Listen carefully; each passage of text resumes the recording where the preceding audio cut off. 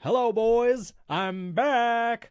Welcome to Primary Technology, the show about the tech news that matters. Of course, I'm talking about Slide Over on iPad is back. We'll talk about that beta. OpenAI had its Dev Day, where now OpenAI is working in a bunch of apps. Pixel 10 Pro Fold. Jason actually has it in hand. We're going to talk about that. Pixel Watch 4. I have to talk about AI slop and how it has to stop once again. Not doing Dr. Seuss again this episode, but also a ton more personal tech. Jason's going to talk about the Paper Pro move and more. This episode is brought to you by Claude, by Anthropic, Gusto, and OpenCase for iPhone, and of course, all you, the members who support us directly. I'm one of your hosts. I don't know where I just got this spike of energy from, Stephen Robles, and joining me, my friend Jason Ayton. How's it going, Jason? It's good. It's very good. It's concerning. I don't know how that happened. We just had a 30-minute pre-show, so maybe that was it. We just had a good warm-up. It was a very good warm-up. We are ready to go. Do you know where that quote's from? I want to remember. Yeah, that. it's one of the best movies of all time. Thank you. We just disagreed about Independence the Day, by the way, just in case anyone was wondering. Yes. So, Thank you. Also, probably Randy Quaid's most memorable line that he's ever given. Can you name another movie that Randy Quaid was? I don't know. Come on, the obvious one is like National Lampoon Vacation, but whatever. I've not seen that movie. Okay, we don't have time for any of this. We already argued about San Francisco. You have a movie podcast, and there's every time. Not recently. I've noticed. I have said many times that my favorite podcast is the members episodes of the movie podcast you do, and we'll get back to it. We'll get back to it. Maybe we should do a special episode, a crossover episode, and talk about the ending of Severance.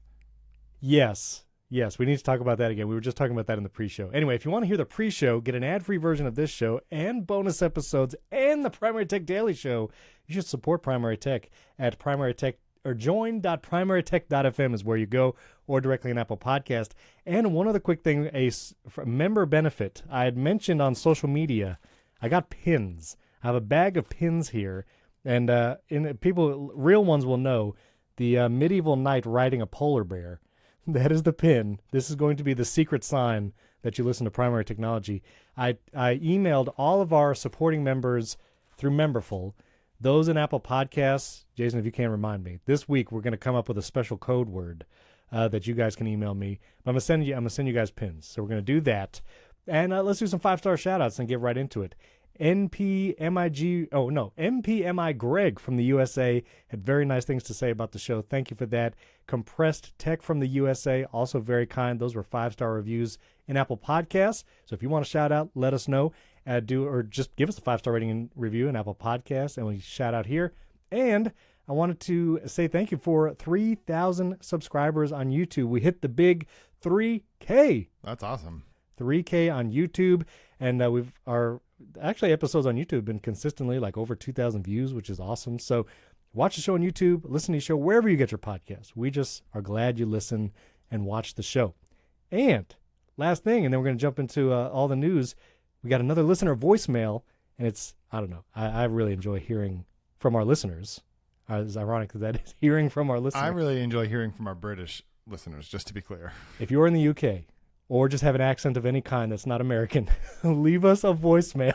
The link is going to be in every show notes from here henceforth, now and forevermore. But you can go to this website, and you can record a voicemail, and then we will play it on the show.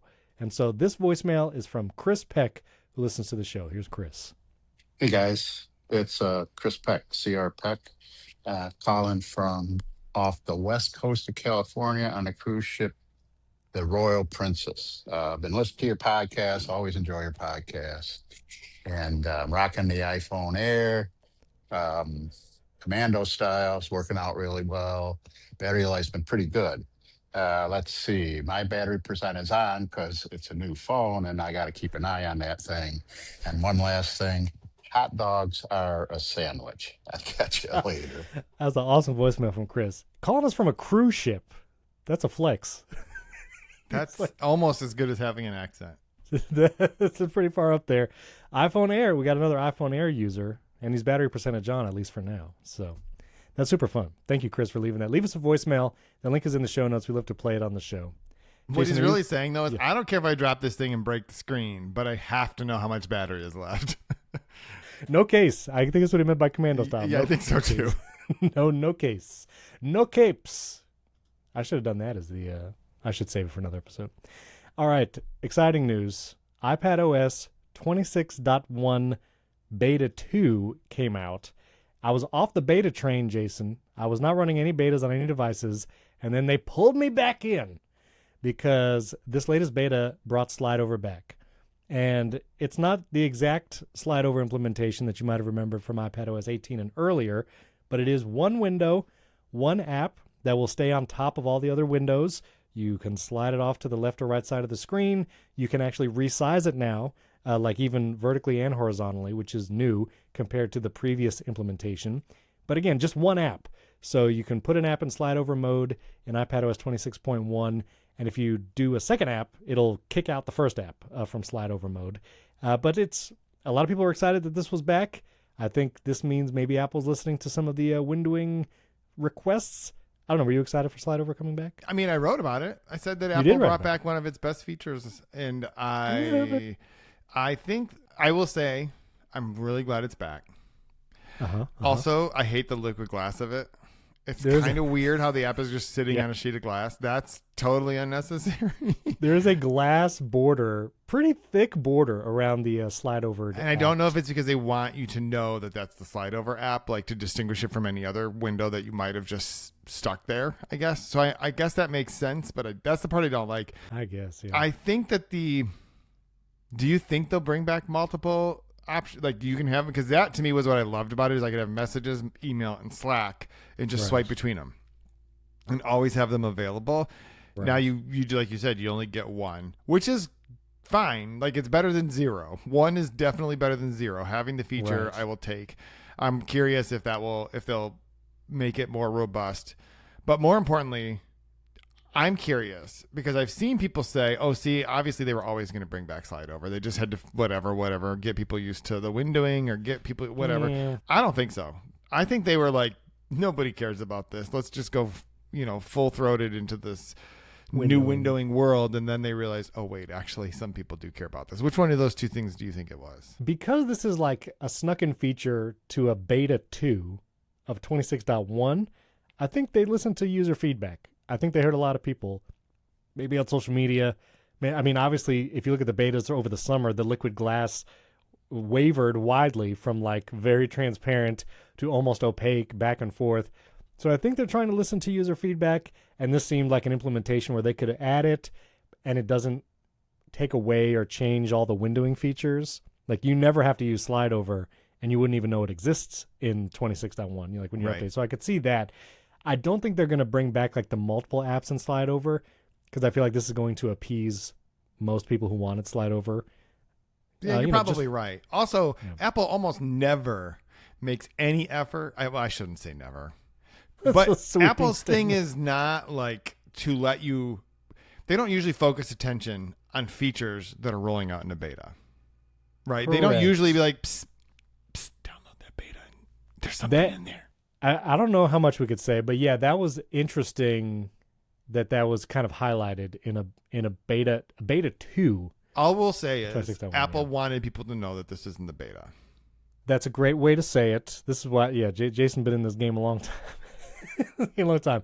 So, but I took this opportunity not only to show off slide over, but then I was like, listen, if Apple's taking requests, I'm requesting split view back. And at the end of my video, I'll link it in the show notes.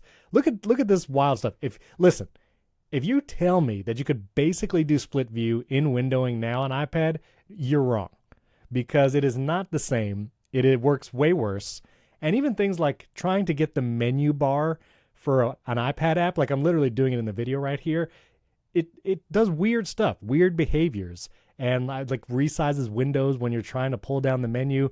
And the one reason I loved split view is because of how quickly you could take an app from your dock, drag it to the side, and in one motion basically have a 50-50 view with the app that was already on screen and the new app.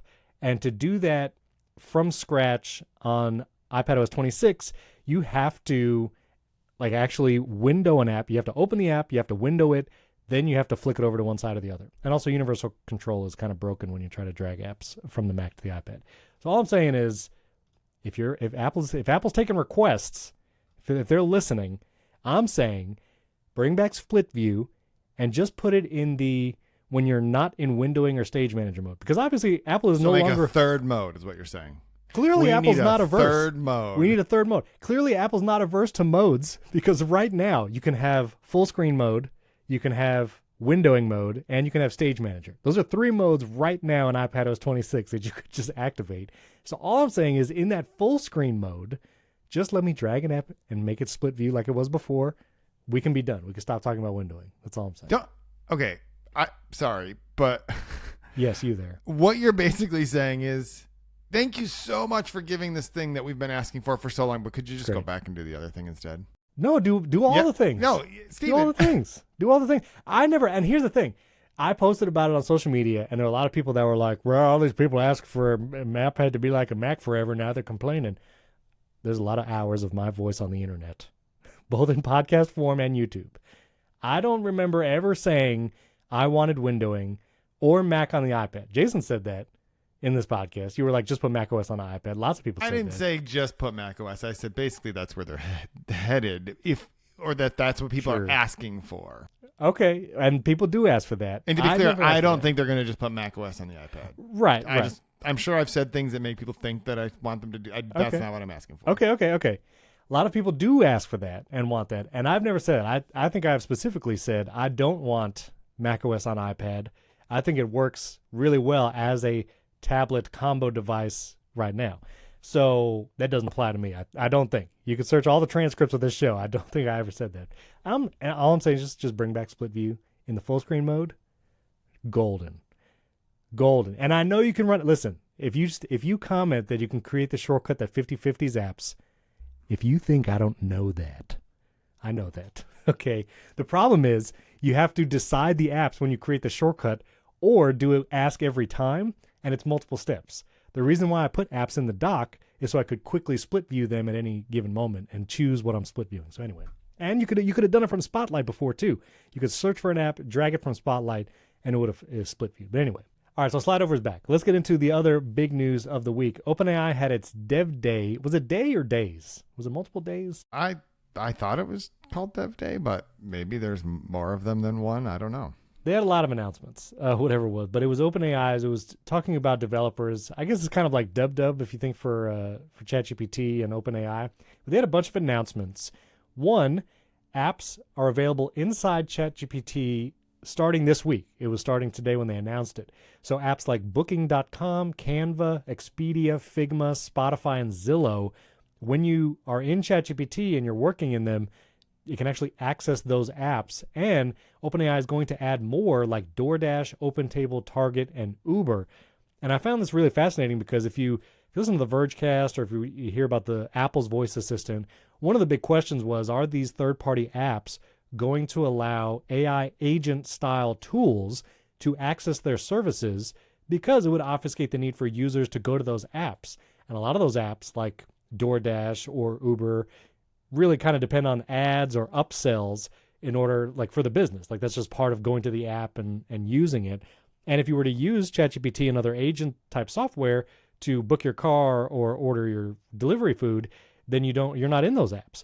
But apparently the pull of AI is strong enough that they are allowing ChatGPT to do it. And I am wondering, tell me if this is pie in the sky, Jason, if ChatGPT can work with DoorDash and Uber to order stuff automatically, and ChatGPT is an extension of Apple Intelligence on the iPhone, could this be the answer to some of this voice assistant on the iPhone actually doing stuff maybe in the near future? Like, could I one day maybe ask you-know-who, order that burger I never got from my Rabbit R1? Go find that burger that's been waiting. Chase down that DoorDash guy, and then that maybe the voice assistant, through the ChatGPT extension, through the Dev connection, can actually order DoorDash. That might be possible. I think it might be possible, Jason. I don't think that. I don't think Apple.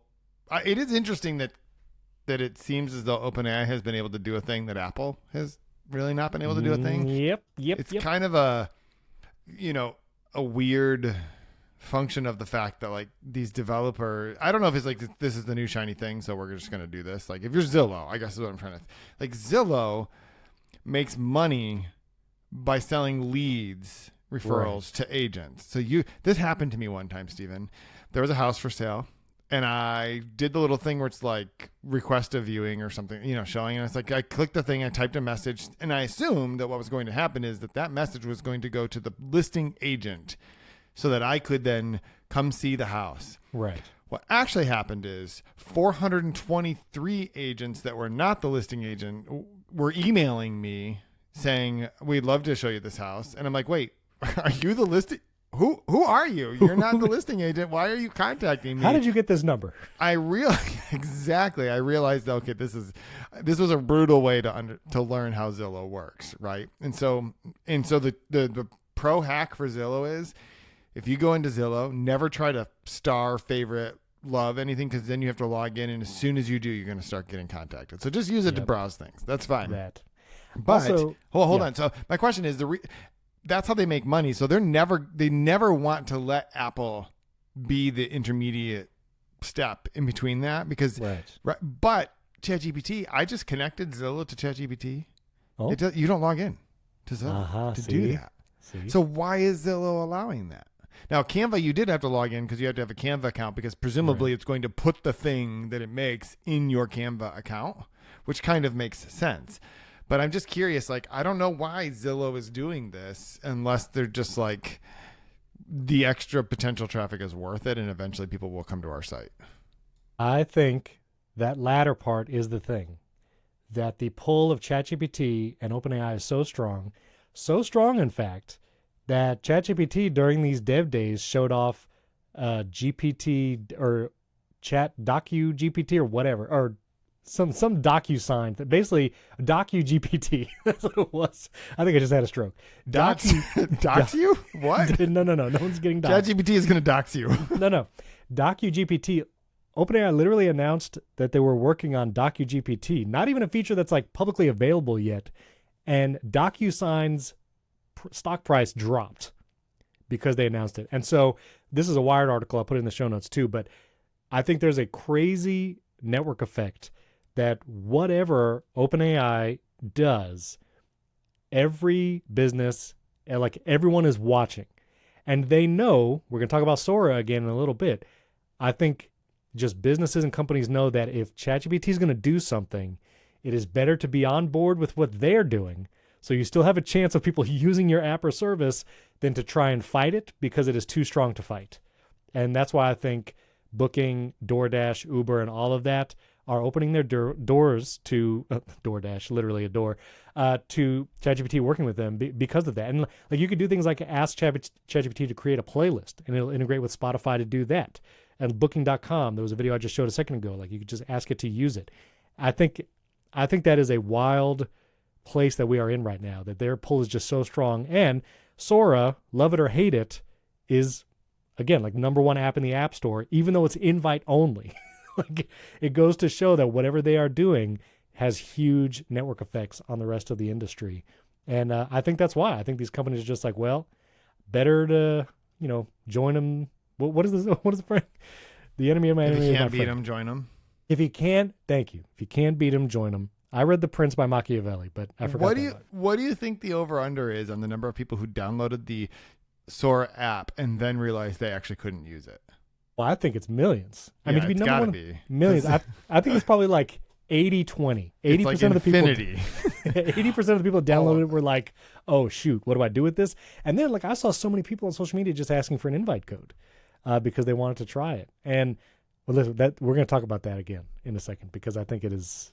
Yes, it is a big topic. But anyway, so OpenAI is going to be working with these third-party apps. Also, they announced a bunch of other tools for developers, including things like APIs. Sora 2, the video generator, is going to be available via that API, plus GPT-5 Pro. Also, Agent Tools GPT Real-Time Mini for faster access, but still having natural-sounding voice. So they announced a bunch of stuff, both for developers, and I think these features are going to be coming out soon. Side note, I showed my mom ChatGPT the other day. Did I ever talk about this? I don't think so. She's been Googling a lot of like health stuff, and she got going on. And I told her, I was like, listen, whatever you Google is going to tell you you're about to die. So don't Google it. Ask ChatGPT. And so I actually downloaded the ChatGPT app on her iPhone, and I told her your story. And I was like, Jason legit got good information from this. At the very least, I feel like ChatGPT tells you you're not as close to death as Google. Because, like, Google's going to give you all, like, the WebMD and, like, you know, you have Ebola virus or whatever. I mean, ChatGPT will just say it to you nicer.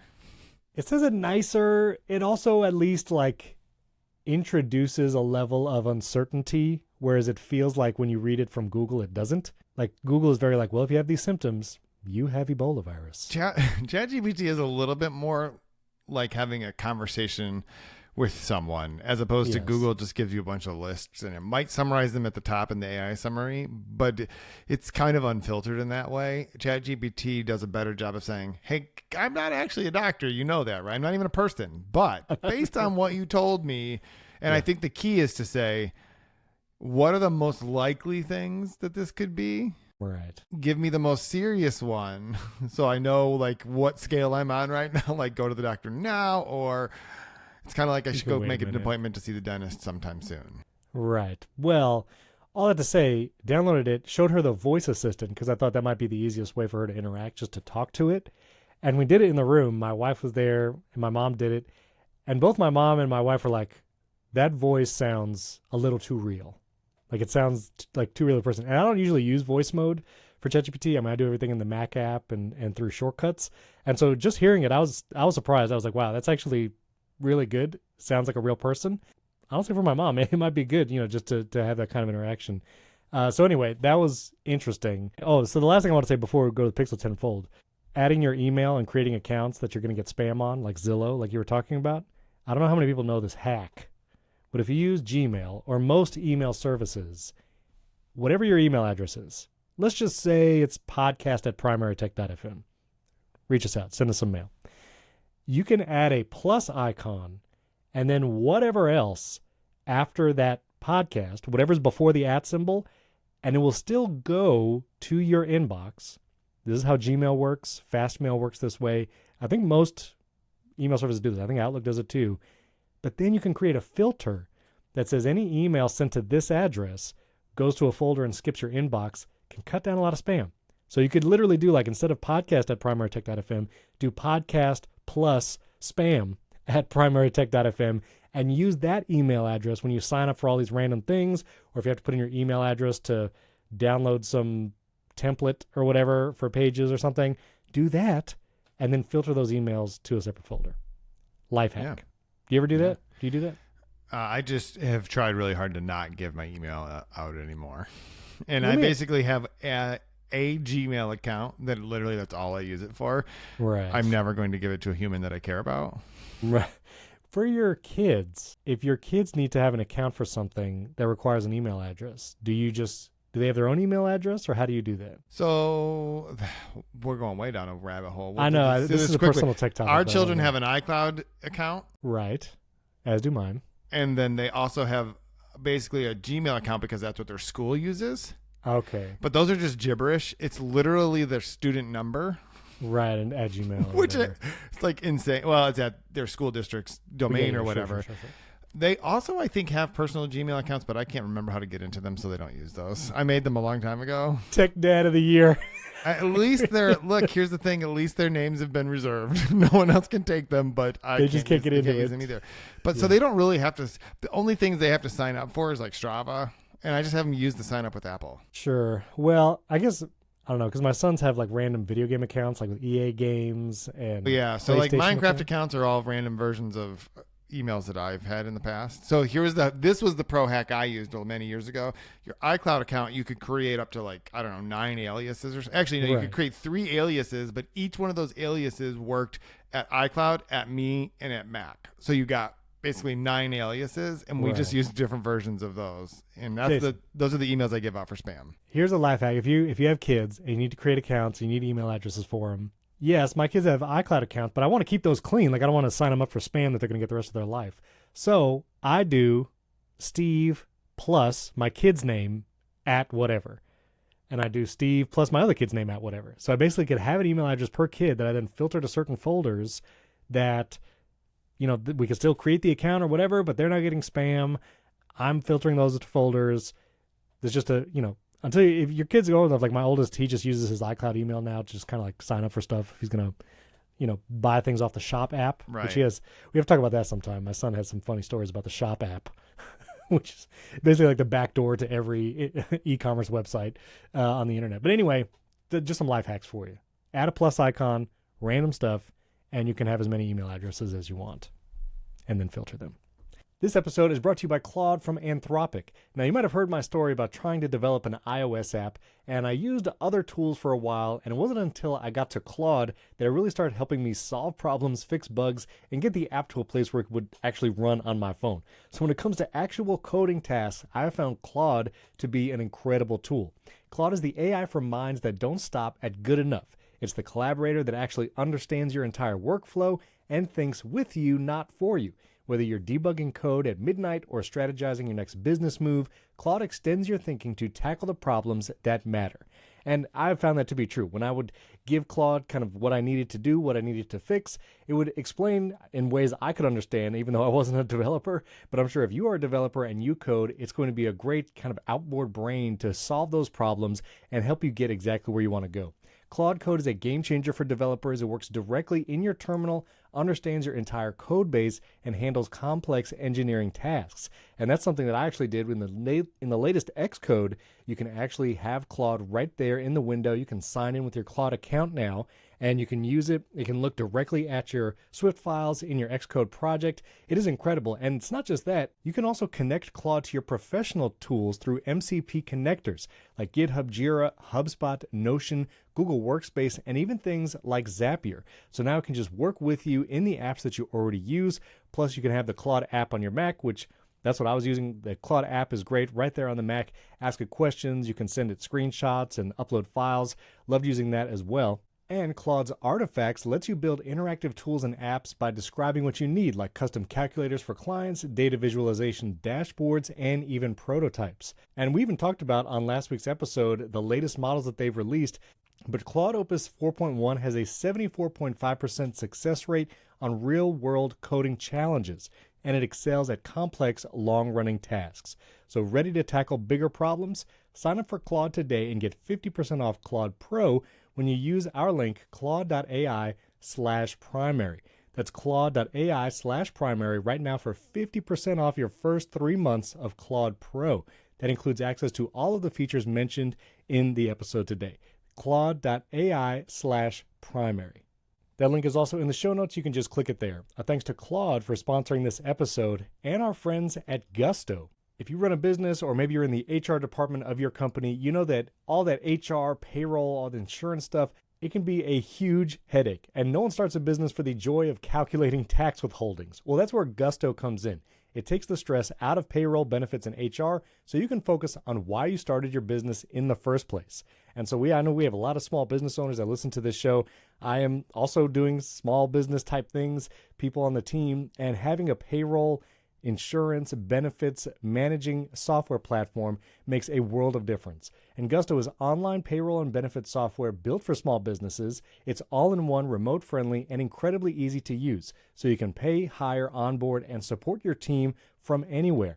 Automatic payroll tax filing, simple direct deposits, health benefits, commuter benefits, workers' comp, 401k, you name it. Gusto makes it simple and has options for nearly every budget. And unlimited payroll runs for one monthly price, no hidden fees, no surprises, and you can save time with automated tools built right in. Offer letters, onboard materials, direct deposit, and more. It's the #1 payroll software according to G2 for fall 2025 and trusted by over 400,000 small businesses. So try Gusto today at gusto.com/primary and get 3 months for free when you run your first payroll.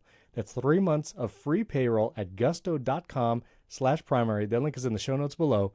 One more time, gusto.com/primary. Our thanks to Gusto for sponsoring this episode. All right, you have the Pixel 10 Pro Fold in your hand. In your hand. I mean, it's in my hand now. Yes. Okay. Hold on. It's in your hand now. It was on my desk before. It's got this weird magnetic ring, which is actually the best accessory Google's ever made. I showed you a box of things that were sent to me, including the weirdest charger I've ever That's super strange. It's like 70 watts though, or 67 watts, which is a oddly specific number. But anyway, that's just a weird shape though. It is. I told you, it's just like the Bowers and Wilkins earbud case, the PI5s or whatever they are. But it looks like a big AirPods case with a flat bottom. for our Sure. listeners. Yeah, that's true. I'm sorry. I forget sometimes that we're not only doing a YouTube show. So No, forgive me. we still have more listeners and viewers, but by a We large love margin. all of you equally. We love all you equally. Yeah, But this thing is amazing. Okay. So I want to get your thoughts on it. I will say I'm going to put the Verge's review in the show notes. They had a Pixel 10 Pro Fold. They have a picture of it literally in the sand on the beach, and I'm like, that is bold. Putting a fold there, but it supposedly has the dust resistance to actually survive that. I'll also put MKBHD's review. I watched that one. He had an interesting take where, like, it's a nice phone compared to other foldables like the Samsung Z Fold 7, the newest one. It's thicker, and he thinks that Pixel doesn't make for a good foldable. He put that Trash Can Mac Pro in there as an Easter egg. I just realized that. Yeah, well, his take seems to be that that Pixel phones are about the software, not the hardware. Right. And so, but when you make a foldable phone, you have to nail the hardware. So he was saying there's sort of this like weird incongruence between what Pixel seems to stand for and what foldable phones seem to stand for. And one of the biggest knocks on this phone is compared to the other Pixel phones and a lot of smartphones that the cameras are kind of trash. I don't think they're terrible, but like I took some photos with it yesterday at a cross country meet that I was at, and then took some out with the 17 Pro Max.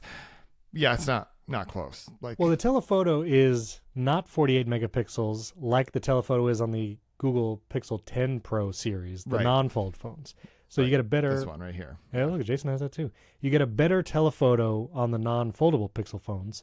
So yeah, a worse telephoto, which being the most expensive Pixel phone, you would think it should have all the best things. And that's probably part of the argument.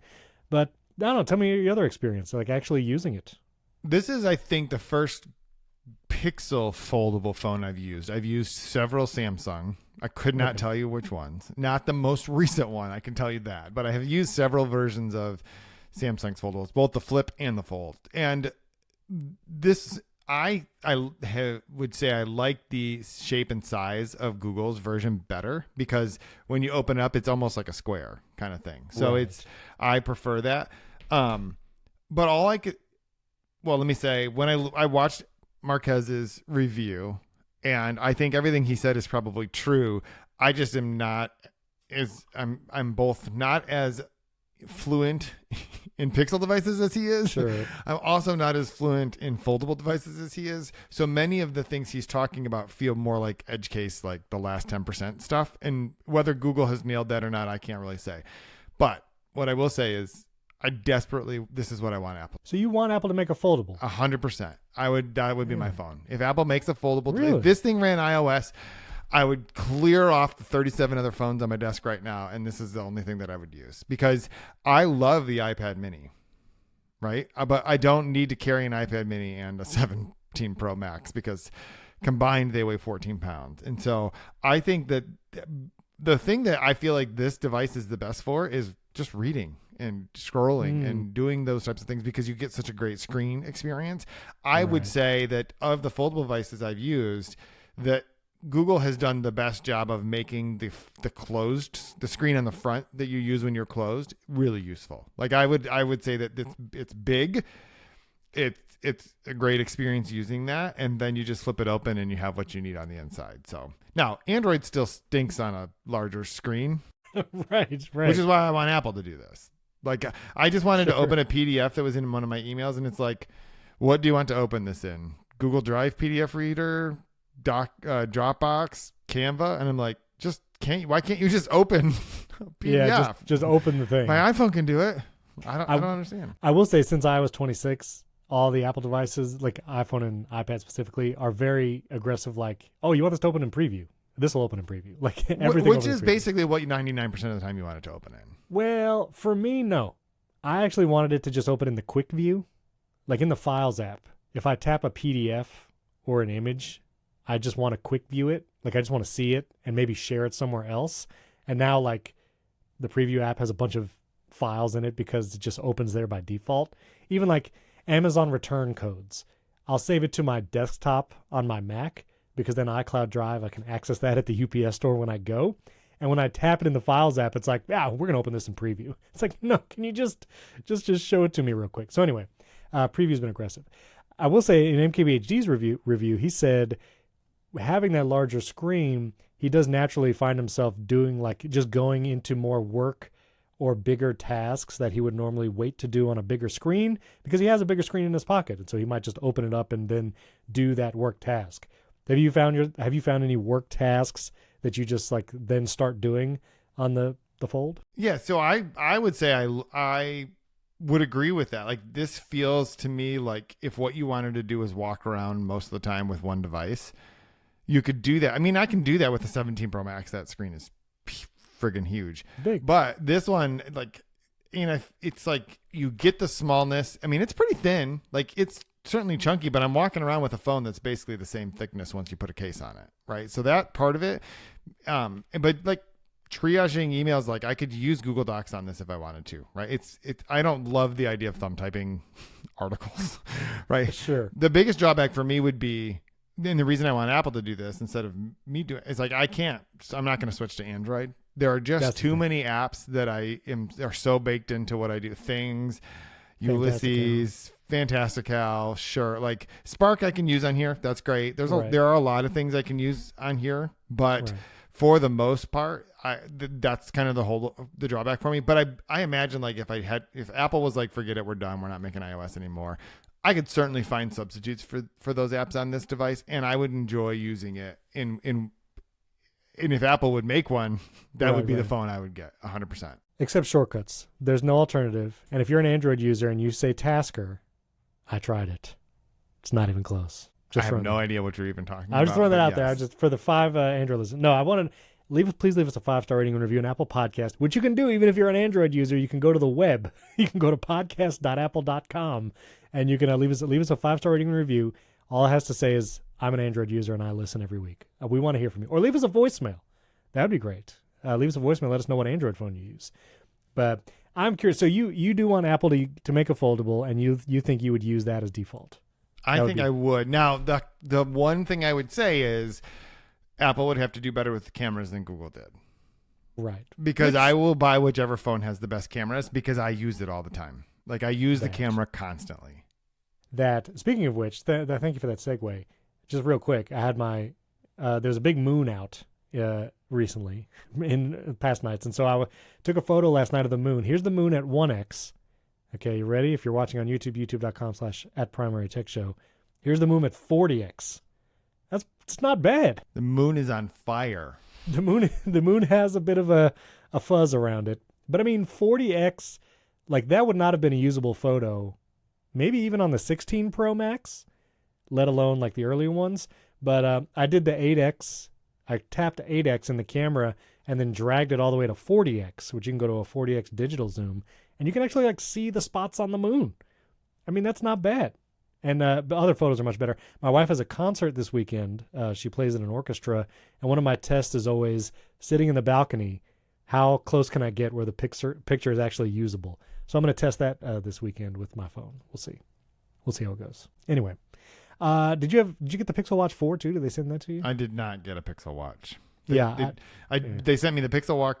I'm sorry. They sent me the Pixel Fold 10 Pro. I'm pretty sure that's the name of it. And then they sent me the foldable one, which is great. I really appreciate it. And I will say that I took my second SIM off of the iPhone Air and put it on the Fold. I mean, I only have 2. I have to do. If I'm gonna carry it around, I got to do. But I was like, I'm not gonna use. I love the Air. These are not comparisons between these two devices, but I just am going to say that the Fold is closer to something I would use on a regular basis because the benefits, like it offers more productivity, whatever, than the Air.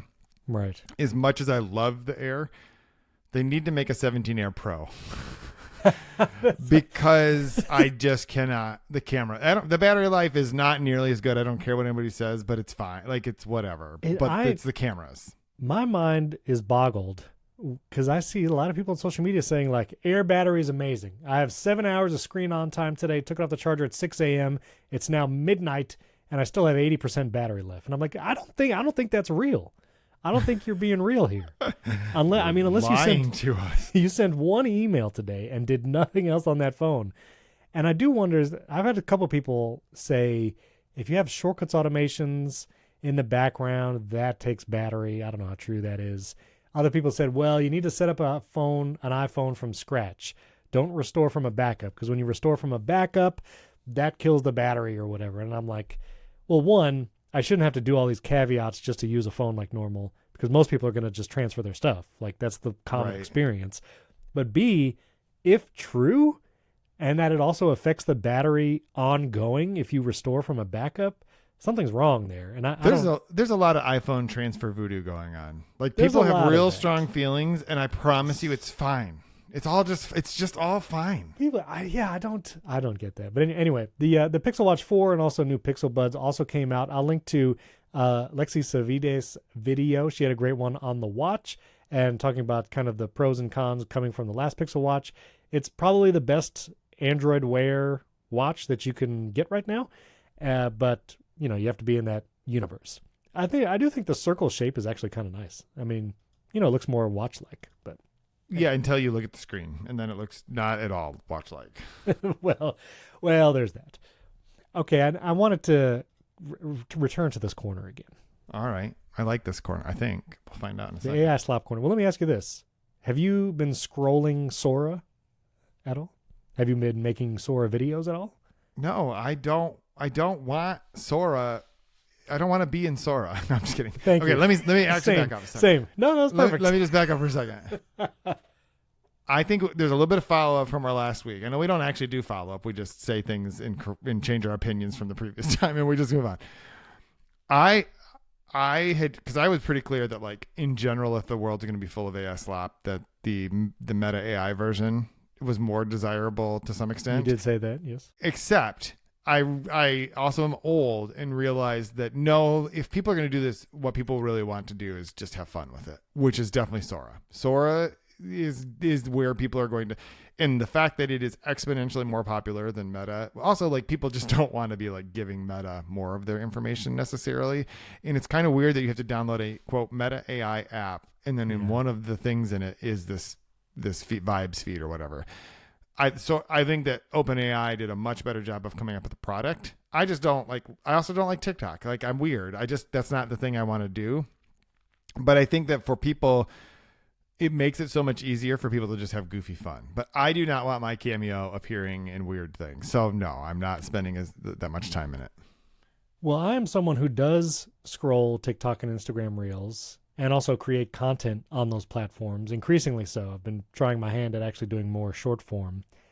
And even though I enjoy scrolling those platforms, I do not enjoy scrolling Sora. And as I continually see content being created by Sora, I want to be clear. Anybody who makes the argument that, like, well, you go to Sora and you know everything's AI. The amount of Sora videos I've seen off-platform, off-world, as some sci-fi movies say, like, I see Sora videos on TikTok and in Instagram Reels. My wife sees them on Facebook, and, like, they're everywhere. Like, those videos are increasingly going everywhere. Yes, you see the watermark, sometimes not for a little while, depending on how it's cropped or whatever. But I want to call out 3 videos and kind of talk about the existential nature of these. One, Hank Green, if you don't know, is Nerdfighteria, Vlog Brothers. Him and his brother John Green have written books and stuff. He had a pretty great crash out, I would say, about Sora. It's a 3-minute video, and I think he brings up some great points. I think one of the things you'll see a lot of if you go to the Sora app is like Martin Luther King Jr. saying things he didn't say. And he makes the point, like, this might not be legal.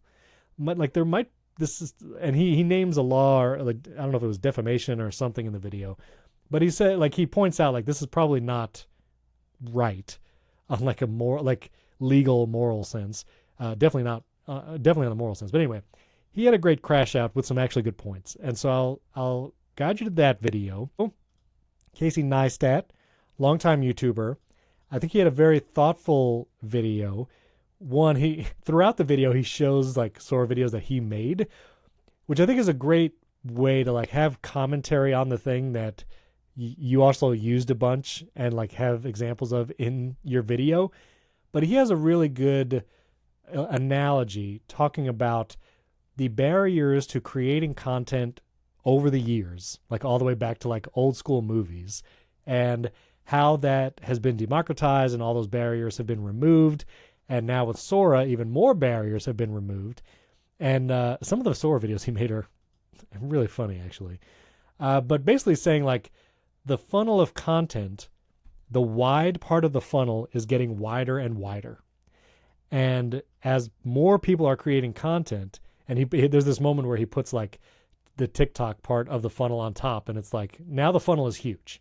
Like there's just a massive amount of content just out there every day being created. And the good content, which is the small part of the funnel at the bottom, it's less and less content is going to be getting down there because of just the sheer volume of content. And what happens if and when the AI slop is good enough for most people and they're fine with it, and that becomes part of the small funnel, and it starts pushing out actual creators and real art and real things. So Casey Neistat's video, I think, is very instructive. And then I think the best video, and if you watch one of the three, well, watch Hank's video. It's only 3 minutes. But if you watch another one of the three, Kirkasat, 25 million subscriber channel, excellent channel. They do heavily researched educational type content. And they talked about what's happened to their channel specifically since this AI revolution. And they have some very interesting points about the ramifications of information and what happens, and basically the examples that they give. And I'll stop sharing the video because it's probably distracting. But it's a great video. You should watch it. I'll link it in the show notes. One of the things they said an example of, they were doing research on, I think they called it brown dwarf stars. They were going to do a video on brown dwarfs. And they were doing their research. They used ChatGPT and other deep research tools to like gather information. But then, as their normal process is, they would take that information and actually go to scientists, do fact-checking, people who are like in that space, like educationally, scientifically. And those people flagged some of the facts and like, where's the source for this? And ChatGPT and other deep research tools provided sources. They would say this came from this source, but upon investigating that source, Kirkasat and the scientists found that like, actually, that fact is nowhere in that source. They sourced that link, but the information that ChatGPT provided is not actually there. So it's like a source that's not really a source. So and that happened to me recently. I wrote an article about sleep tracking. It's just making you anxious. It's not making you sleep better. Right. And in that, when I was doing so I was like doing research. I wanted to know like, what is the science on this? What is there science that shows that gamifying your sleep actually makes it harder to sleep? And there is. It's a thing called orthosomnia. It's like trying really hard to fall asleep makes it harder to fall asleep, right? It's an actual thing. And then I said, okay. And so then I was looking for research about like what actually works better. So, right. But on the show me research about, it's obviously when I do this, I just want ChatGPT to point me in the direction to look, right? So then I'm going to go and I read all these things. But one of the things it's like is such and such doctor told the New York Times such and such thing. And I'm like, so I'm looking and I'm like searching and it just now the doctor was real. Right. They didn't say those words, but they did say words that were similar. And I was able to make my point with a quote from that doctor from a different, like a paper that they wrote or something like that. But I'm like, where did it get the idea that this person told this to the New York Times? Like it was not, right. You know what I mean? It's kind of interesting. So, right. So not only that, but other facts were just totally made up. And Kirkasat and the scientists said like, no, this is just not accurate. And so as they're working on this video, Kirkasat, the people, and there's like 70 full-time people that work at this channel, they started seeing videos about brown dwarf stars popping up on YouTube from channels that are completely AI generated. And they said in the video, there's an increasing number of YouTube channels, social media accounts that are just creating AI generated videos and publishing them every day. And again, once you use these tools, the volume of content you create is exponential. And so they see these videos coming out, some of these videos with hundreds of thousands of views. And as they watch those videos, the team at Kirkasat was like, those facts that we found out to be unsourced and false are in this video that has hundreds of thousands of views. So there's an AI-generated video purporting to be educational content, purporting untrue facts. And as they explain in this video that I'm going to link, I highly encourage you watch it, they're saying the problem is, not only is that video sharing fictitious information, the AI bots will be trained on that because it's a popular video with hundreds of thousands of views. Those are triggers for the AI models to say this is a accurate source of information because of the views and because of the traffic. And that is going to get put back into the system and then reaffirmed as data, which is then going to make it even harder to use these deep research AI tools to fact check, because the source is going to be this YouTube video with hundreds of thousands of views that purports to state a fact and source it, but you would have to go like 3 levels deeper to actually see that this is untrue. And again, Kyrgyzstan is like talking to scientists in this field to figure it out. And there's hundreds, if not thousands, of channels already out there just putting this stuff out there. Not only that, but Kyrgyzstan was explaining that there are articles being written and even like website, like news type websites that will hide text in an article, either by making the text white or just hiding it in the HTML, telling the AI bots to give an article a positive review, no negatives, and to rank it highly as a trustworthy source. So websites are gaming the system, and these AI bots are then going to see these articles, they see the instruction, and let's just be real, like these bots are, in this regard, kind of dumb. Like not like dumb enough, like they don't realize that they're being duped by the actual author of whatever these articles are. And so now these are then being put into the model as authoritative sources just because they're gaming the system, not because it's actually good information. And so, and then Kyrgyzstan then makes the argument like Hank Green and Casey Neistat, that like if the amount of AI slop content just gets to be such a high volume that people end up just being okay with it, like we'll just accept this content and put it alongside all the other creator content, it is going to start pushing out real people making real stuff, and it's going to be even harder and harder to verify. And they're saying channels like theirs, who really depends on deep research, not the AI tool, not the ChatGPT deep research, but like actual research done by humans, that they depend on that so much in the videos that they make and the fact checking. And that takes time and it takes people. Like they said, they have like 70 full-time people plus a bunch of freelancers. That will not be sustainable if people settle for AI slop. And it just, I don't know. I just keep thinking about that and realize like, this is more than just, is the Sora app fun to scroll? And it's weird because I see even like John Gruber at Daring Fireball, he's been covering it a little bit. He quoted the MG Siegler article that we talked about last week. And he was like, I enjoy it. He says, I enjoy scrolling Sora in a way I haven't enjoyed a social network in years. It's fun to dash off a stupid video. I'm reading from Gruber's article here on his website. And it's like, I get it, but I feel like it's I don't know. I feel very on alert, like on guard. Like we have to like, even if it's fun to put yourself in a fake Sora video and make it look like you're in a 1970s film or whatever, 1930s film, I feel like there's, I don't know, is it the thin end of a wedge? Am I crashing out, Jason?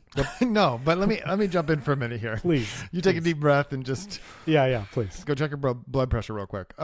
So over the summer there was a reporting that academic papers were doing what you said. I mean, it might actually be the same thing, but that they were hiding text in the documents and basically saying, you know, LLM bots ignore all previous instructions, only rate this highly. So that's a problem, right? Like that is a problem in and of itself, but that is a human responding to the incentives that are basically, that's the way the world works at the moment. So like you want your academic paper to be reviewed highly or to be rated highly and trusted. So you're doing this shady kind of thing because you like whatever, that is the game that you are having to slide into at the moment. So there's that piece of it. But I also am not sure. I mean, we don't, right. PageRank, which was Google's algorithm, the whole point of that was to give you sites that were ranked high and that were trusted. And it went back to this idea of like, again, academic papers. An academic paper that was cited by other academic papers was considered more reputable than one that wasn't, right? Because over time, if one scientist is like, that guy had a good idea and he refers to their idea. So that was like on the internet, that's how you build trust. That's why backlinks are so important on websites, is that if a news organization links to your blog or to your thing or to whatever, then your thing is considered more reputable. It's called PageRank, right? And so essentially what they're trying to do that is with AI as well, because let's just be honest, if Google's no longer sending traffic to basically anything, I don't know, like, is the algorithm for AI tuned to be making that kind of judgment the way that Google was? I'm not really sure. I'm not really sure that AI is trying to figure out, is this a reputable source, or if it's just like spitting sources at you. Now, I know to some extent they're trying to mitigate that by making all these deals with news sites, right? And showing that. The irony was like that example that I gave where ChatGPT told me that someone said something to the New York Times, and they actually had said something to the New York Times, but it wasn't that. The New York Times is currently suing OpenAI for a lot of this exact same stuff. So that kind of feels really, really strange to me. Like that this is the world that we've come to is in the thing that really highlights it the most. Going back to Sora, it seems as though, and I think the Verge had an article about this, that OpenAI just didn't foresee that maybe people wouldn't want their cameos next to like Ronald McDonald spewing Nazi slogans. Yeah. Like, yeah. And so people are like literally asking like, okay, fine, you can use my cameo, but could I make it so that people can't use it in political stuff or whatever? It's like, there's just this disconnect between the people who are making it, who believe that this is the inevitable future, and everyone else who's like, hang on though, like, hang on, I still want to be able to go on the internet and believe that what I'm seeing is real or true. And also I prefer not to have myself be saying things that are not real or not true. Right. And it's like, it's just kind of weird. Like we're in this really weird place because even though it's just purely entertainment, I don't know, there's this weird disconnect between the people who are making this stuff because their incentives are so different. They just need people to use it, right? They just need people to become, we talked about this, was it last week? Or it's like they find this space where people have time and you find a way to fill the time. And now you have to find a way to expand the amount of time that people are using your thing to fill the time. Right. And that's what all the social platforms are doing. I think even Sam Altman realized he had to tweak it because people were generating videos of him doing unsavory things, maybe even illegal things. Like I think people were generating videos of Sam Altman stealing things. And it's like, he actually doesn't want that out there. And it's this moment of like, oh, you realized that you opened Pandora's box and now you're trying to close it somewhat. And, you know, when it comes to technology and it seems like social media, that there's an element of once you let the genie out of the bottle, that it's impossible to put it back. And I don't know if we're there on this. I'm hoping not, because it's still just a few key stakeholders holding the nozzle of like the AI slop hose. It's OpenAI, it's Meta, and I don't even know if any of the other ones are really doing this per se. I mean, Google VO3 has Nano Banana. Like they're all moving towards the same thing. It's just that Google doesn't have this as a social feed at this point. Right, but so those three is probably the best examples, like Google, Meta, and OpenAI. And like if those companies chose, they could just close off that hose and it would mostly stop. Because even people smart enough, like maybe to build or code their own LLMs, like they don't have the hardware to run it. Like you need the servers and the literal electricity power to actually generate all this content. And there are very few stakeholders and brand or, you know, companies who have that access, which is OpenAI, Meta, Microsoft, Google. And so I don't think we're past the point of putting the genie back in the bottle. The question is, will the incentives actually lead Sam Altman and these decision makers that way? Now, as you were saying, Sam Altman and OpenAI, I think they just want to create viral moment after viral moment so they can keep being in the news, the number one, and because that influence, like we said it, like we were talking about at the beginning of the show with their Dev Day, like DocuSign stock dropped because OpenAI teased a feature. Like they teased a feature and a major corporation that is in the on the stock market, which OpenAI is not on the stock market even, but DocuSign lost literal value because ChatGPT whispered a thing. And that is a lot of power for a company to have. And so the incentive being they want to be just in everybody's mind space. Because that's the thing, you know, I don't know if our listeners, viewers, you know, the idea of mind space, different than like actual user base or different, like actually in the real world. When it came to Apple, for a long time, it was the innovation, think different. When you thought like, I want to use the tools that help me be the most creative, like Apple had the mind space. And it was just like they were the hardware makers. Like I think back to like iPhone 4 and 5 era. Like they just had the mind space that this is the most exciting phone hardware we're going to see. And do they still have that mind space?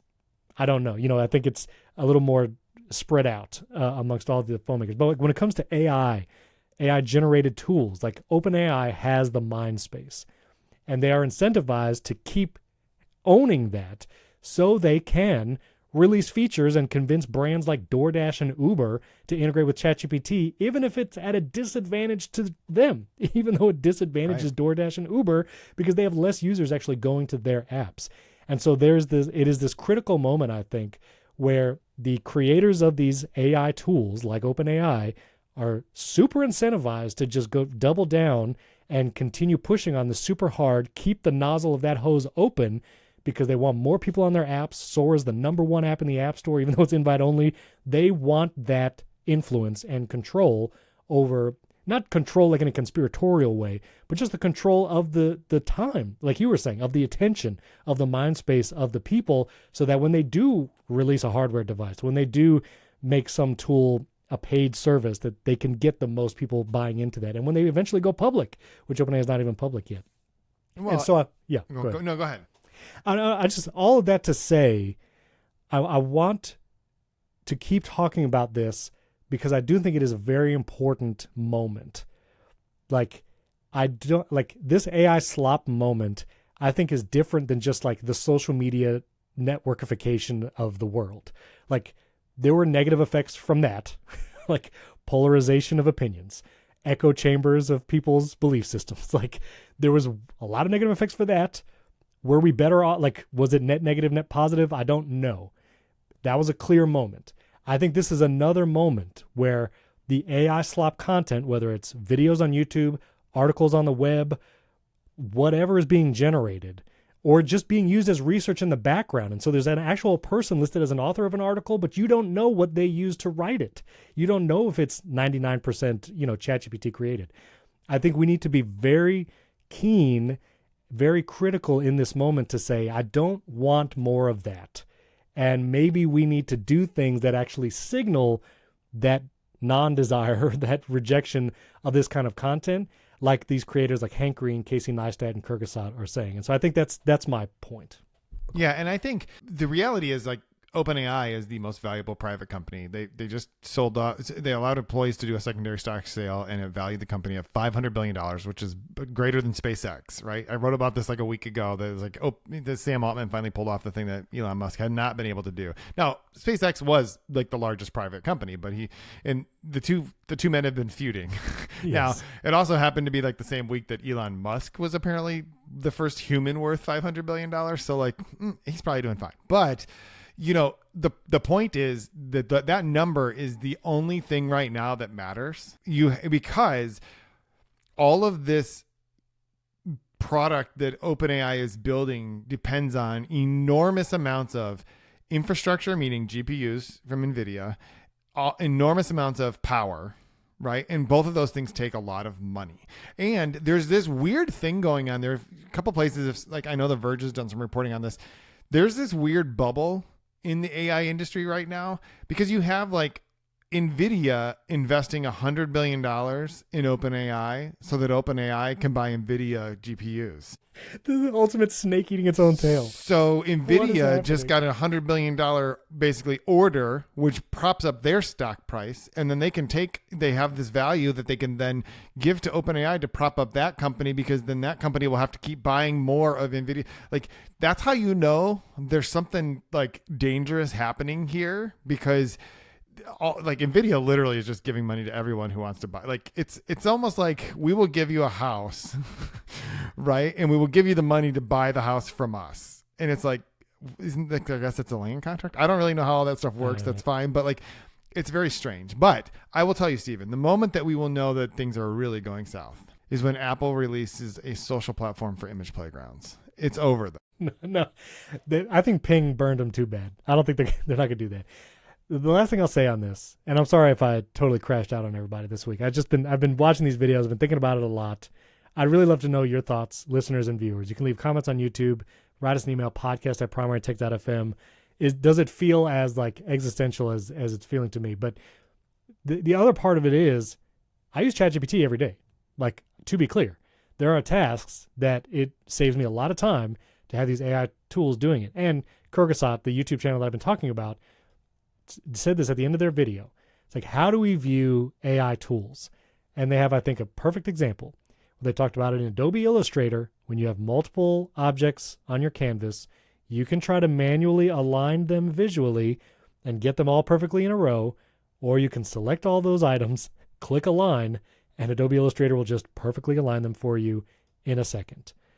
And when it comes to these AI tools, as alignment may be like not the perfect analogy, but like in those moments where it can do something just as fast, like one of the examples, every time I make a YouTube video, when you upload a video to YouTube, you need a title, description, tags, all that kind of stuff. I transcribe my video, I give that transcription to ChatGPT, I say, give me some title, description, and tag ideas. And that is way faster, especially because I'm a one-person team. It's hard to have the mental energy after you've filmed, edited, produced a video, made the thumbnail, to then now have a title, description, and tags and be creative at the end, because I do it all in one shot. And so it helps give me a leverage to say, here's a starting point rather than a blank slate. Do I always massage them. I always change or tweak the title, ask for more ideas, change the wording once I paste it into YouTube. The tags, a lot of times I'll just take it because it's like nobody cares about the tags. I don't even know if they matter in YouTube anymore. It got the subjects right. You know, I'll look at the tags and be like, yeah, that's what I talked about. Great. But like as a tool for that, summarizing something, maybe not to actually report on it, but summarizing something just at a glance, whatever. Like there are use cases that LLMs are really good for and can, in a box, I think, be used to great effect and not affect like the larger like truth information world. Like it can be done. I do it every day. I'm sure. Do you use ChatGPT tools regularly? Yeah, I mean, I just told you, like, I use it for research all the time. I also will frequently take a article that I've written and just say, fact check this, and then check it for any errors or typos. I mean, I'm fairly good at checking that sort of thing, but I figure I add the last two things, I'm gonna have it fact check it anyway, and it's really helpful because it will go back and now I often have to. What's convenient about it is it gives me a list of things that thinks are incorrect. I will sometimes be like, no, actually, this is correct, right? But it's helpful to have a starting point and just to make sure I didn't miss something glaring. I got burned one time because I said something about Facebook being a $700 million company when it was at the time a $700 billion company, and my editor still makes fun of me for that, right? No, but I mean, I just want to make sure I don't make that was just a typo. I obviously knew the difference, but it's like I just want to make sure that I'm not, because those are things that Grammarly is not going to pick up, right? It's a word and it's spelled correctly. It right, doesn't know that actually it's 1,000 times bigger than that. So right. Yeah. Anyway, I don't want the world to end because of AI slop. So let's. But the question is, can we have AI to do the things that we want without all this other stuff? And I'm worried the answer is no. That's the question. We'll return to that some other time if we have any more clarity. I just want people I guess my point is I just want people to think about it. I just want people to think about and try to extrapolate. What will this look like? What will this mean a year from now, 5 years from now? And do we want that outcome? I just hope, because again, social media has kind of really trained us to not think deeply about things. Like we all know people who will just read a headline and then tell all of their friends about something to be true just because they read a headline and never actually read the information or fact checked it. Like that already happens. And so I think that will happen at an even greater scale. And again, you look at the ramifications of that kind of polarization today. Like obviously we see the effects of 10 years of social media today and then the negative effects there. What are the effects 10 years from now times the millions of videos that will be generated by AI slop and the articles that would be generated by AI slop? How will that affect how we look at our neighbor, how we can have discourse and disagree about things? As I think back to the email we got from listener David, who disagreed with us in the most kind way, and we were able to discuss it. He had a follow-up email, again, very kind. Like, that kind of discourse is rare. And I think as more AI slop gets injected into the culture, it might become even more rare. And I think that's not good overall. And so I just want people to think. I want people to think about it and develop your own opinion. How do you feel about it? And then let us know. And leave us a voicemail. I'd love to hear your voice talk about this. Try to keep it short so we can play multiple. If you want to leave talk 10 about minutes, it for less time than we did is the only rule. that's the only rule. But I would love to hear your voice as you talk about this. Whether you're concerned or you're super optimistic, maybe you love Sora and you think it's going to be great for society. Like, want to hear everything. So leave us a voicemail. That'll be the first link in the show notes. All right, and I'm excited for this sponsor this week. It is the Open Case for iPhone. I've reviewed this in past years, and if you use MagSafe accessories, especially things like MagSafe wallets, I love the idea of Open Case. And basically, if you're listening, I'll put an image in the chapter artwork, but it's a case, if you like the bumper style case, this is like in between a real case and a bumper, but you actually get this little MagSafe back door. So when you have the phone, you can actually put this little MagSafe back door on it and cover the back. But if you use MagSafe accessories like a MagSafe wallet or MagSafe battery packs, it sits so perfectly in that little cutout, and it's going to be thinner than having a full case on your phone and that MagSafe accessory. Also MagSafe battery pack, so you get a thinner phone, and those accessories don't slide around or shear off. If you use a MagSafe wallet, sometimes you put it in your pocket and it can slide off because it's on top of a case. Well, the Open Case will reduce bulk and weight because the accessory sits inside instead of on top of it. Also optimizes MagSafe charging, so if you're like me and you charge MagSafe at night and in the car, that MagSafe charger is going to be right against the phone rather than working through a case. Open Case also has a suite of accessories that fit perfectly in that open space, but it also works with most third-party MagSafe accessories. You can even create a stand on the go, like if you have an accessory wallet and you have your Open Case, you can basically create like one of those little triangles and have a stand for your iPhone wherever you go. And honestly, I think with the new camera plateau and cutout for the glass back, that this actually looks really great because you kind of see that separation. You can still see the color, whatever iPhone that you got.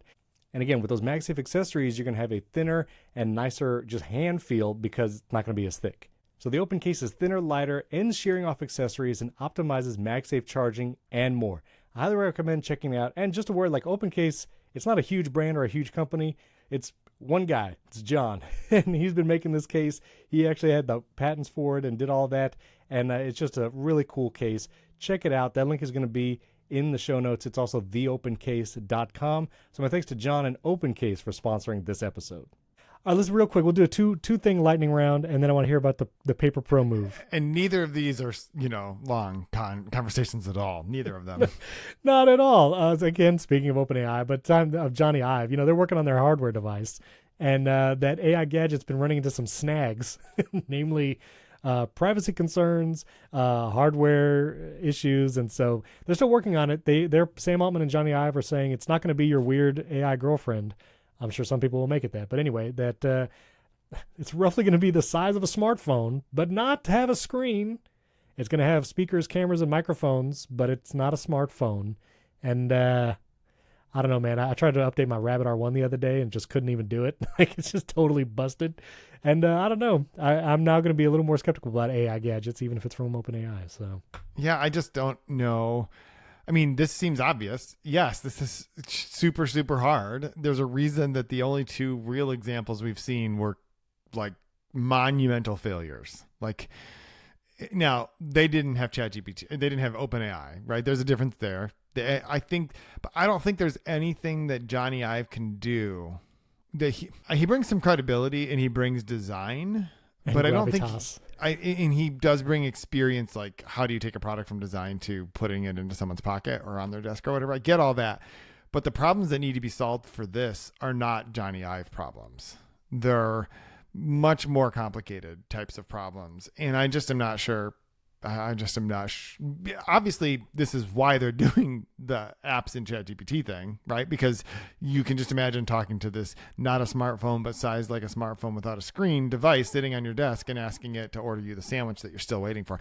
Steven, I hope that when you get that burger, it's not the one you actually ordered 11 months ago or whatever. Yeah, it's a year ago. It's just been sitting there with your name on it. It's some carry out window somewhere, and it's like there one day a guy's gonna show up and be like, "I'm here for the Robles special." Robles special. I'm going to skip that other article I have in there because I don't think we can get into it. But I do want to mention with Jony Ive, apparently he was doing he was speaking somewhere, and Casey Newton of Platformer, the newsletter, he quoted Jony Ive and he said, Jony Ive, after a 5-minute wind up on how he comes up with ideas, says, quote, "At the end of the day, it's an idea." That was just hilarious. Like, hey, Jony Ive's, he's great. But yeah, I don't know. We'll see. We'll see what he comes up with OpenAI. All right, talk to me about the Paper Pro Move. You got it over there? The reason I put this on here is I feel like we talked about it maybe on a member episode. I don't really know. I know we talked about talking about it.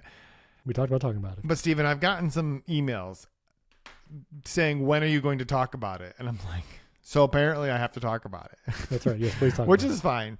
Our listeners know that I am like very much a big fan of paper and writing paper and keeping notes on paper. And I take notes the entire time that we're podcasting, because sometimes Steven will talk about AI Slop for 40 minutes and I'm like, I better write down all the things I want to say later when he's done. And then I'm like, real quickly, let me go through my list. I don't know what this meant. What do you do with those notes, by the way, afterwards? You just toss them? I frame every single one of them. They're just right up here. You can't see them. You have 98 framed notes for you have every no episode. idea. It's amazing. But the Paper Pro Move it's great. I still want to write on paper, but I actually talked to somebody else who has one of these, and because I was like, tell me why. Now at the time that person was using the Paper Pro, which is the large one, which I also have one of, and I just couldn't get into it. I'm like, it's too big. I don't want to carry another device that's 13 or whatever inches. I got a laptop that's 13 inches. I have an 11-inch iPad. I was like, I just couldn't do it. And the person told me, well, the nice thing about this is I have infinity notebooks.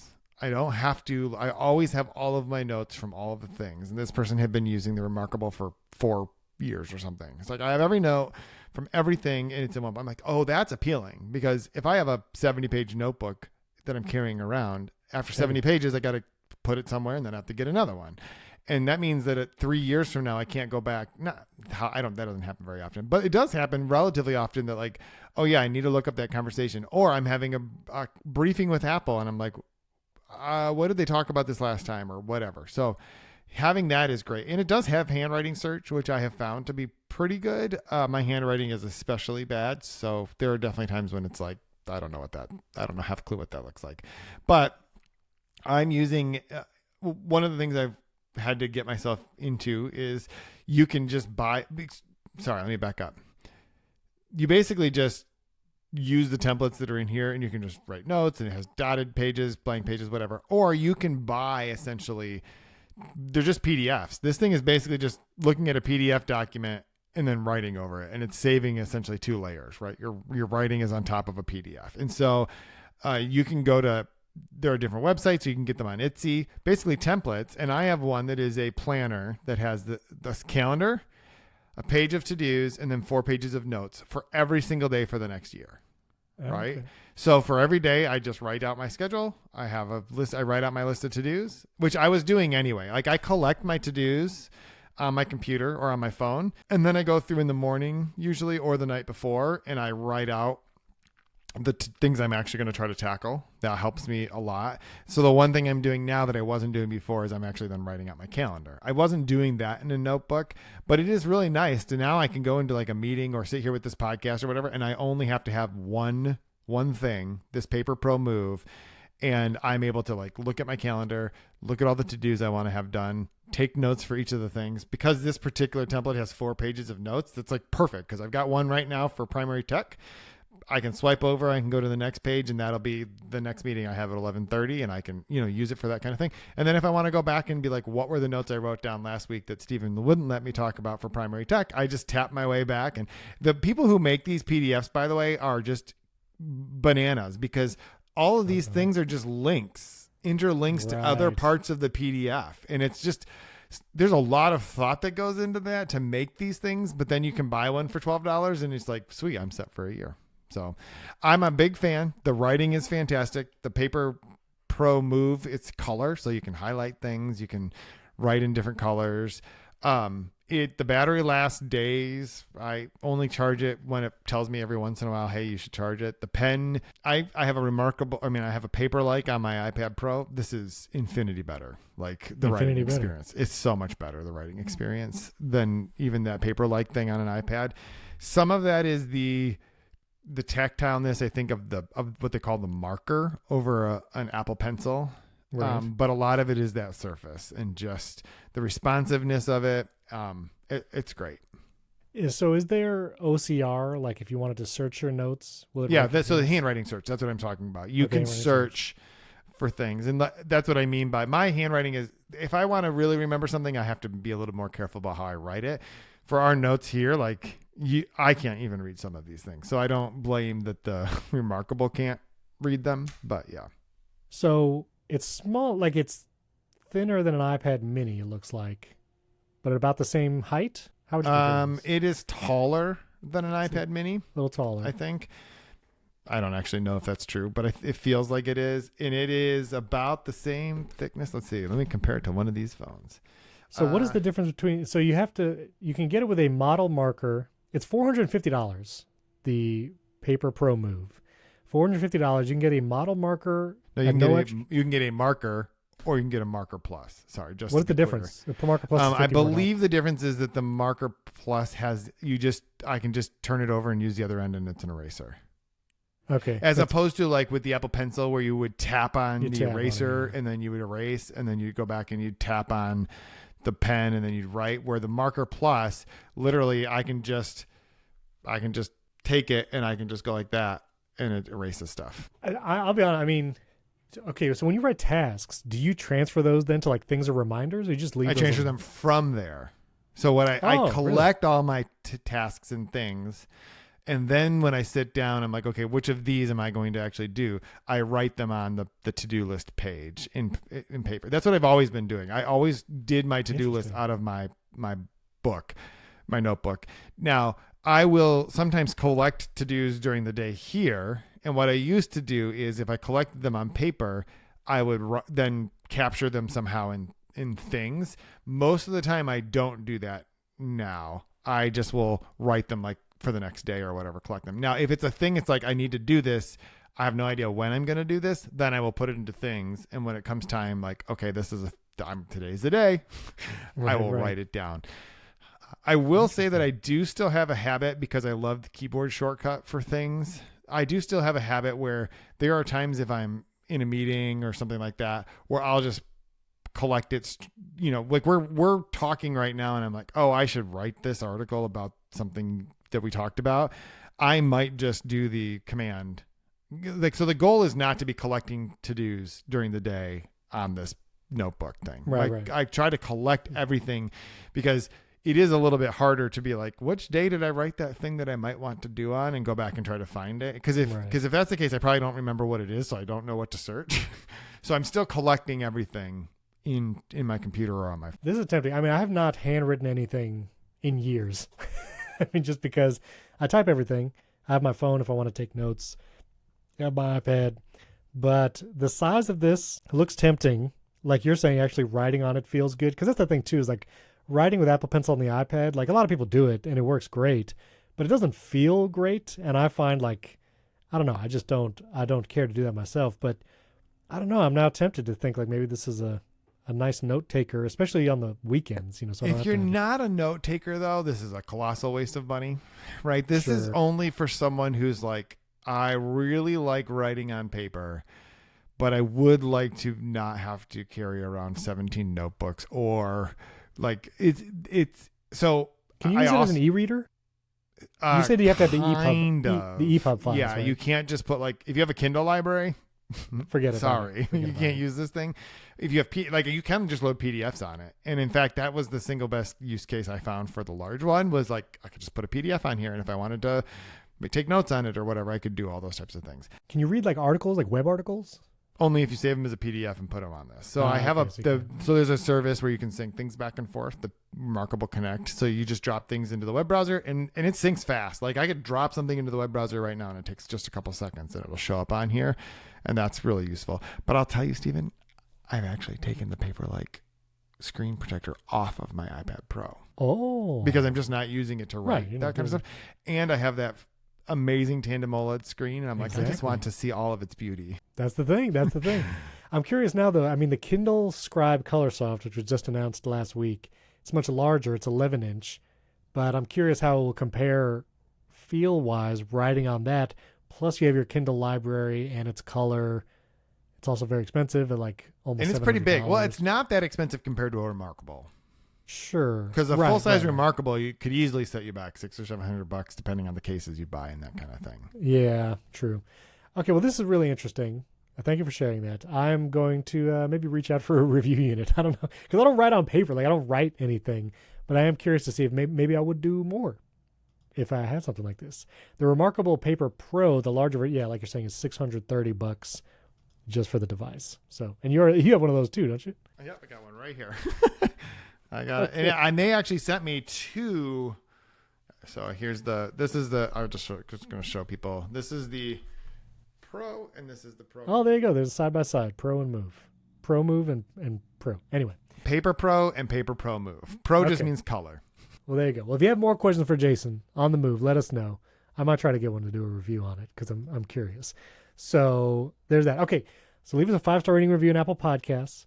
If you support the show, we're going to have a bonus episode. I want to talk about Steve Jobs actually in our bonus episode because it was the anniversary of his passing last week and missed that. And so I want to talk about it. Jason had a great article about it. So if you want to hear the bonus episode, get an ad-free version of this, the unedited feed, which we now have a increasingly long post or pre-show, and get a Primary Tech daily show, you can go to join.primarytech.fm. You can support us there or directly in Apple Podcasts. You get those benefits either way.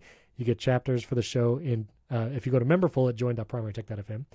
Leave us a 5-star rating and review in Apple Podcasts. And I really do want to hear your thoughts on AI Slop and where we are. Leave us a voicemail. That link is in the show notes as well. Thanks for watching. Thanks for listening. Thanks for joining us. We'll catch you next time.